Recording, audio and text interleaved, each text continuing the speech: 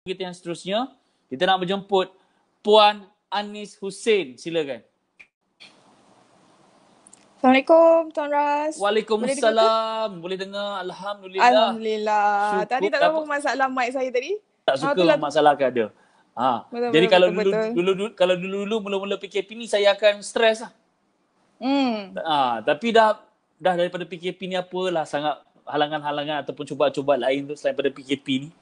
Kalau PKP pun kan, kalau PKP ni pun kita boleh tersenyum dan harungi, handle. Ni kan pula masalah-masalah lain. Lepas ni semua jadi kuat. Semua nak jadi kuat lepas ni. Masalah apa datang pun, apa dia masalah? Tak ada masalah.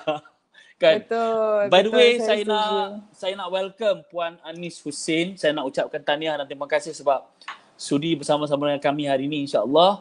Dan sudi luangkan masa juga untuk kongsikan cerita jatuh bangun perniagaan Puan Anis sendiri. Jadi jom kita mulakan dengan Puan Anis akan ceritakan tentang latar belakang Puan Anis, siapakah Puan Anis yang sebenar-benarnya, dan kemudian kita ceritakan kait dengan bisnes. Silakan. Okey, Assalamualaikum Tuan Ras dan juga semua penonton live kita. Okey, saya sebenarnya saya ni nama saya dulu. Nama saya Anis binti Hussein. Saya berumur 27 tahun. Sorry, 28 dah tahun ni. Okey, saya ni sebenarnya tak ada background business. Saya grad tahun 2015. Lepas tu saya grad, lepas habis pada grad tu saya terus menjalankan kehidupan seperti biasa sebagai penganggur kat Malaysia ni, cari kerja semua. Grad di mana? Grad daripada mana? Oh, saya belajar di University of Queensland, Australia. 2 tahun kat sana. Dalam bidang apa? Itulah tu, dia memang tak ada kaitan dengan bisnes langsung lah. Saya belajar bahasa, linguistik. Memang tak ada kaitan dengan bisnes lah. Itulah kita pun tak percaya. Macam mana? Sepatutnya jadi cikgu lah. Sepatutnya saya jadi lecturer. Lecturer. Memang path dia macam tu. Linguistik ni kan. Lepas tu habis daripada tu saya flow kehidupan saya ni dia macam lepas grad, lepas tu kahwin, lepas tu ada anak. Tapi in between tu business tu datang. Sebabkan saya ada beberapa problem, satu daripada kesihatan, lepas tu saya ada problem masa saya mengandung tu, saya ada masalah sickness yang sangat teruk, di mana takkanlah ada orang nak ambil saya kerja sampaikan saya boleh cuti beberapa bulan tanpa gaji, betul tak? Dengan gaji. So saya macam menyusahkan orang. Saya instead of saya nak bekerja macam dengan orang tu, baik saya rasa buat bisnes sendiri. Sebab saya memang menyusahkan orang lah. Orang nak bayar saya buat apa kan? Betul. Puan Ani asal mana? Orang mana? Saya orang Selangor. Saya lahir di Kajang. Lahir kat Kajang. So mak ayah kerja kerajaan ke swasta, bisnes? Ayah saya polis. Ayah saya pesara polis. Mak saya tak kerja. Memang saya tak ada background bisnes lah. Memang tak ada background business langsung. Okay, alright. Okay, anak nombor berapa? Berapa orang adik-beradik? Saya 6 orang adik-beradik, saya yang bongsu. Oh, anak bongsu. So abang-abang, kakak-kakak semua tak buat bisnes juga? Kita orang dah semua orang mula kerja biasa je. Tapi dah ada, kakak saya start lah. Kakak saya ada perunding kewangan dengan CWA. CWA. And then saya sebenarnya habis daripada grad tu saya kerja dengan dia. Saya collect orang kata saya collect pengalaman, saya collect experience tentang PR dengan orang and business. And then kat situ saya tak suka business, tapi saya admin je dulu. Tapi saya collect experience kan. So, saya belajar macam mana nak handle agent dengan stokis. Agent dengan dia agent CWA ni. Macam mana dia grow team dia, macam mana dia handle orang-orang bawah dia. Itu experience sangat mahal bagi saya untuk saya guna masa saya jadi master leader Wawa Kosmetik ni. Okay, so kalau katalah sekarang orang tanya you kerja sebagai apa? You usahawan lah kan? Usahawan lah. Usahawan kan? Usahawan kan? Orang yang berusaha. Betul. Usahawan, okay. So orang yang usahawan. So best ke jadi usahawan ni sebenarnya? Masya Allah, subhanallah. Saya tak tahu pekerjaan yang paling saya rasa seronok dilakukan adalah menjadi seorang usahawan. Sebab banyak sangat manusia yang saya boleh bantu time PKP ni. Saya tak pernah imagine saya boleh bagi bantuan kepada orang RM1,000, RM500 kepada banyak orang. Saya tak pernah imagine kalau saya kerja makan gaji, saya rasa saya takkan mungkin dapat untuk bantu orang macam tu sekali. Benda tu paling berharga lah sebagai seorang usahawan when you do Macam mana business. you boleh bantu? Macam mana boleh bantu? Kenapa you bantu tiba-tiba?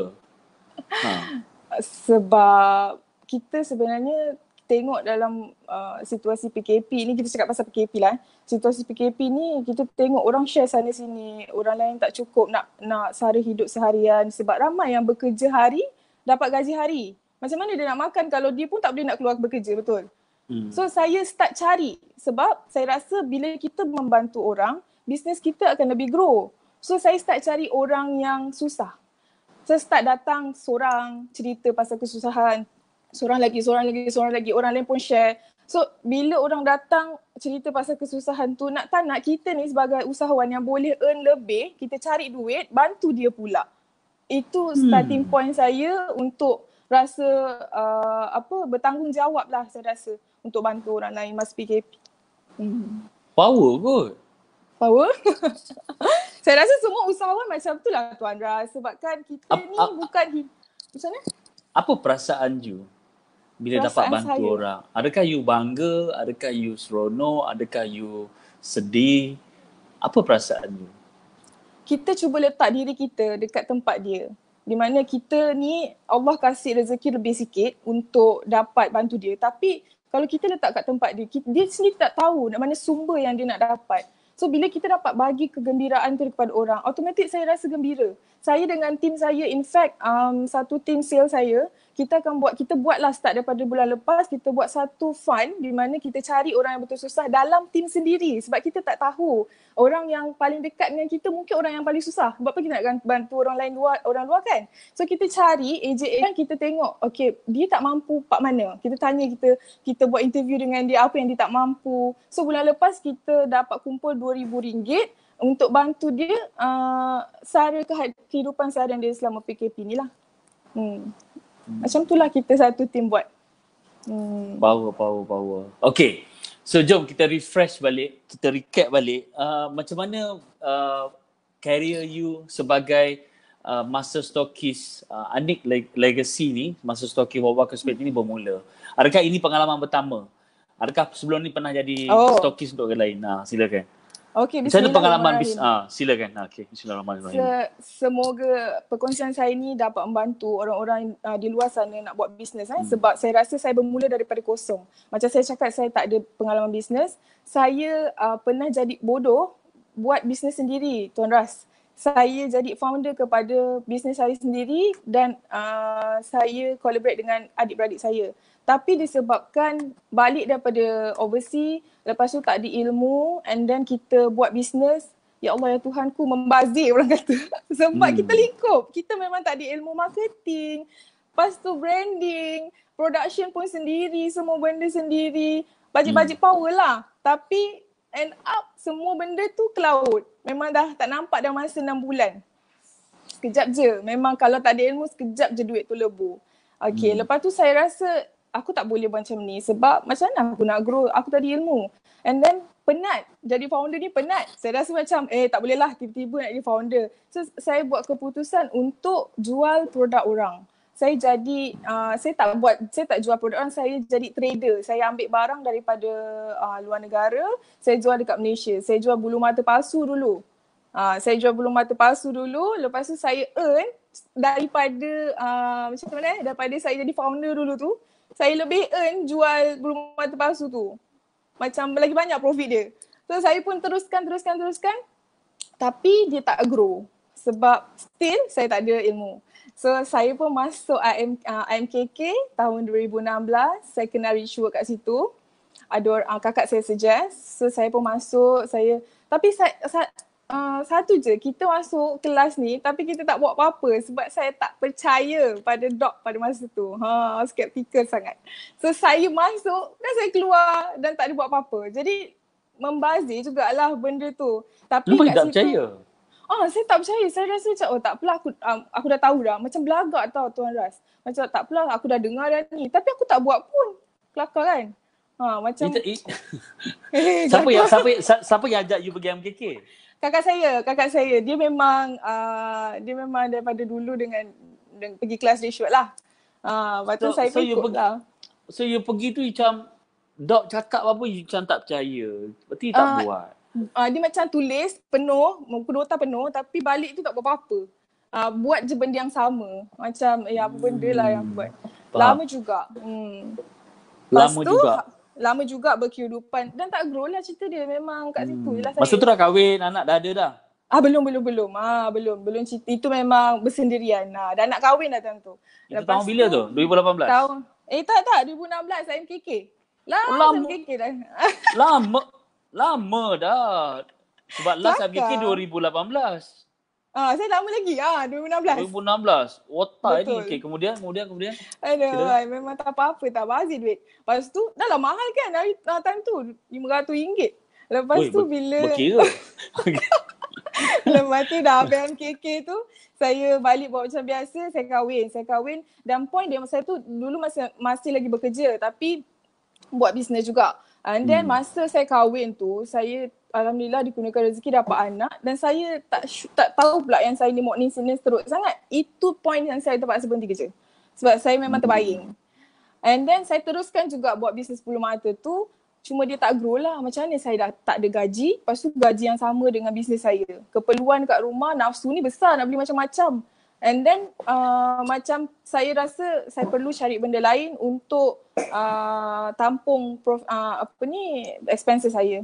Itu yang saya cari, produk yang betul-betul, saya jumpa produk kosmetik ni, produk lokal yang betul-betul trusted, yang founder dia sendiri ada matlamat.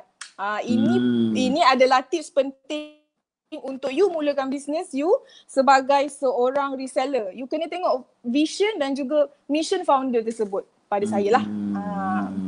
I see. So kena cari founder yang ada matlamat. Mission dengan vision. Yes, betul. Sebab kita nak jual produk dia kan. Betul. Itu tahun bila tu? Tahun 2 tahun lepas, tahun lebih. 2018 lah. 2018. Betul. Okay. So you sign up sebagai master stockist Wawa Kosmetik ni pada tahun 2018. Masa tu belum datang program Rishwa. Tidak tuan. Saya start dengan ejen. Saya tak jadi master stokis. Start dengan ejen. Okay. Duit tak banyak lagi time tu. So start jadi ejen, kemudian jadi stokis, kemudian jadi master stokis. Betul? Betul. Okay. So masa ni semua, adakah perkara ni berlaku peningkatan daripada ejen kepada master stokis ni? Adakah dah belajar bersama Rishwa ataupun belum? Dari ejen ke stokis, saya tak belajar lagi.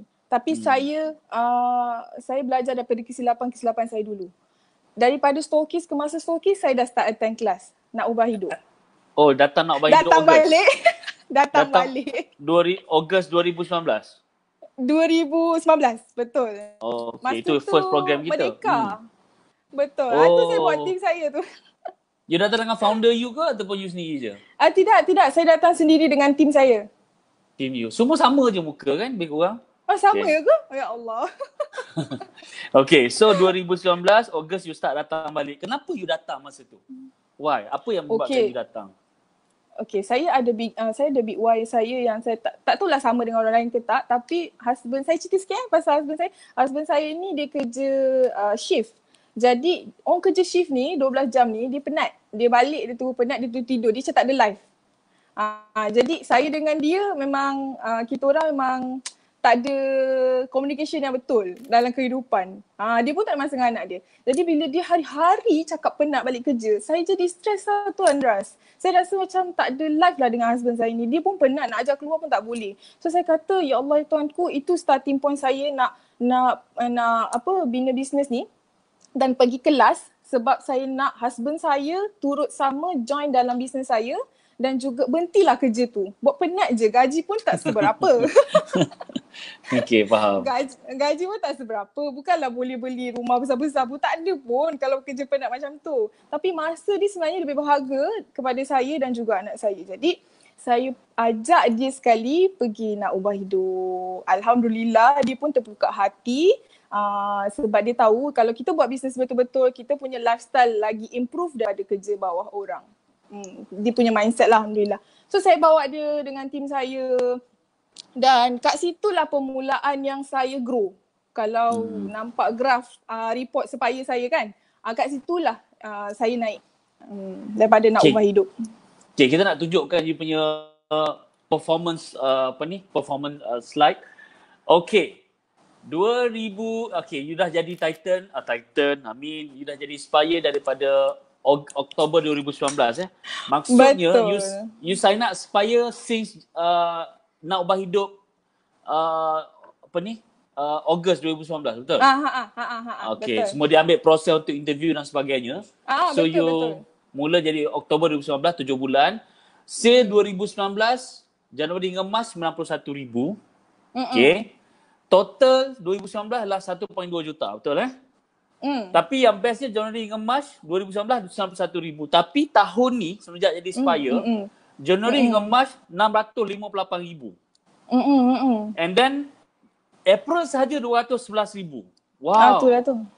Okay, 658 tambah 211 jadi 869 bahagi dengan 4 bulan, sebulan average 217, darab dengan 12 bulan.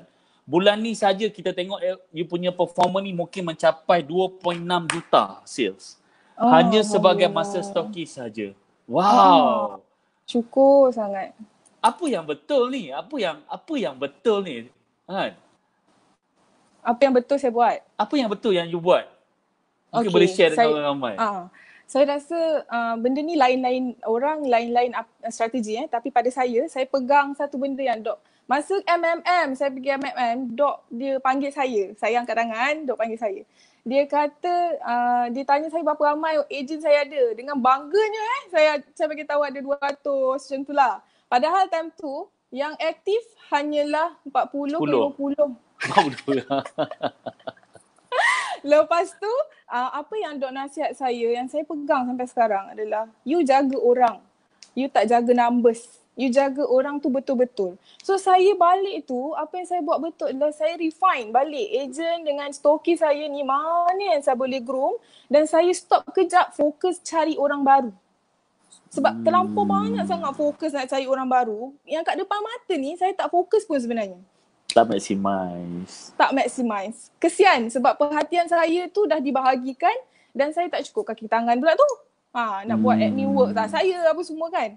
So benda betul yang saya buat adalah sangat-sangat rapat dengan stokis, dengan ejen, get to know them, bantu diorang sebaik mungkin sebelum saya cari orang baru. So sebenarnya diorang ni instead of boleh buat 200,000 sebulan macam sales saya, sebenarnya diorang boleh grow sampai 1 juta sebulan insya-Allah. Kalau saya betul-betul fokus dengan apa kesilapan, apa yang nak bantu dia, apa yang dia perlu baiki, instead of cari orang baru. Betul. Wow, hebatnya. Okay, itu yang saya sebut betul lah. Syukur Alhamdulillah. Alright. Alhamdulillah. So sepanjang berada dekat Spire juga, sepanjang beberapa bulan, 7 bulan berada dekat Spire. Kalau you boleh kongsikan dengan orang ramai tentang apakah improvement on your side as well, ataupun bukan, ataupun dalam masa 7 bulan, kalau you boleh highlight 3 benda yang you belajar dalam Spire, apa benda yang you belajar?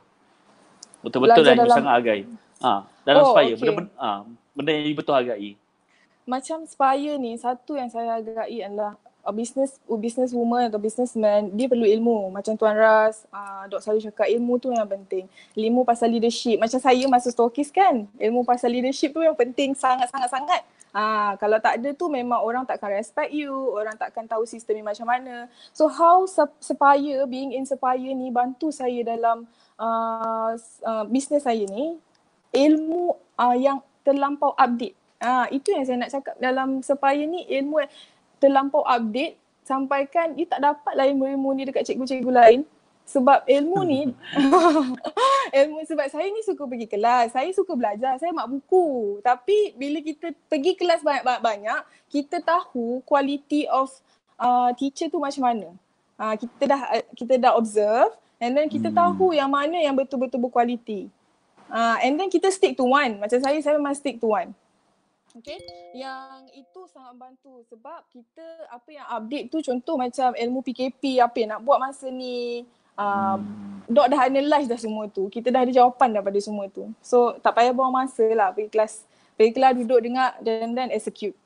Itu satu. Nombor dua, paling saya suka lah bercinta dengan CAE. Puan Suhaili. Sebab dia seolah-olah macam kita ada one to one. Apa masalah saya macam meluahkan dan dibagi solution. Sebab kita ni kena ada guide. Itu yang seronok. Bila saya ada problem ataupun nak buat decision, saya takut decision tu salah, saya akan call dia dulu. Ataupun saya akan message dia dulu. Saya harap dia tak mengganggu. Dia sentiasa jawab ke? Sentiasa jawab. Oh, ya ke? Okay. Wow. And then yang last sekali pasal Sepaya ni adalah kita berpegang, satu tim Sepaya berpegang kepada target dan juga numbers. Macam mana tiap-tiap minggu kita revise kita punya sales report dan kita selalu dibakar oleh sales report orang lain dan kita takkan nak tengok sales report kita minggu lepas sama yang minggu ni punya. Mesti kita nak lebih punya. Ada fighting spirit lah. Tu mesti wajib.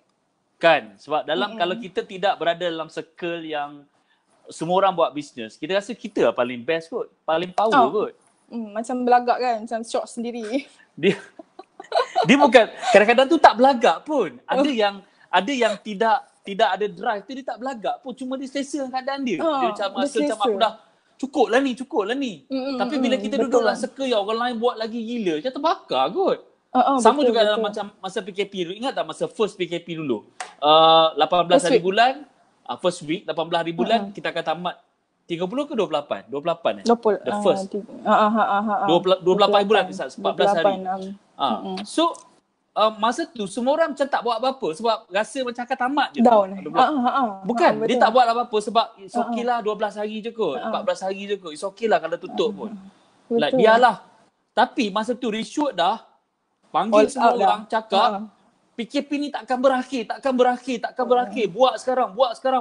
Do now. Betul. Sebab masalah ramai orang usahawan kat luar sana, dia selalu berharap. Dalam bisnes ni pun, kalau kita asyik berharap dan berdoa, harap saja tanpa melakukan apa-apa persediaan, bisnes akan tutup. Betul. Itu yang reshoot. Like, hari pertama berlaku, terus kita panggil buat live, terus kita cakap, wake up, do this. Asyik baik, ramai yang dengar cakap dan buat, dan akhirnya sekarang ni dah boleh senyum lah. Senyum sebab bisnes masih ada.